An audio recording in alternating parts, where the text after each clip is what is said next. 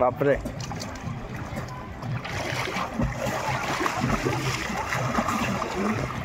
বাবা তাহলে সাঁতার শিখে গেলে যে সাঁতার শিখে গেলাম। এটা কি কুম্ভর স্নান হচ্ছে? এটা তো একটা বড় কুম্ভ। হ্যাঁ এটা বড় কুম্ভ, অরিজিনাল কুম্ভ তো এটা। যেখানে অমৃত উঠছে সেটাই তো অরিজিনাল। হ্যাঁ মান্দার পর প্রচার বিজ্ঞাপন এখন তো পিআর গ্রুপ হয়ে সব উল্টে প্রচার করে। হ্যাঁ এই সেই কুম্ভ।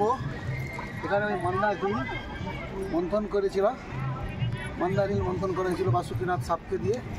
এখানকার মানুষের মতে এখানেই কুম্ভ উত্তোলিত হয়েছিল। এবার সেই কুম্ভের যে কলস নিয়ে ইন্দ্রপুত্র জয়ন্ত ছুটে পালিয়ে যায় দেবতাদের নির্দেশে। গিয়ে সেই কুম্ভের যে এক বিন্দু করে পড়েছিল প্রয়াগরাজ, হরিদ্বার, নাসিক এবং উজ্জয়িনী, তারপর সেসব জায়গায় কুম্ভ মেলা হয়।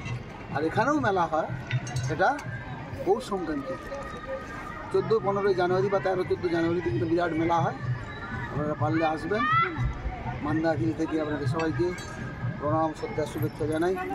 আপনারা সবাই সুস্থ থাকুন, ভালো থাকুন। নমস্কার।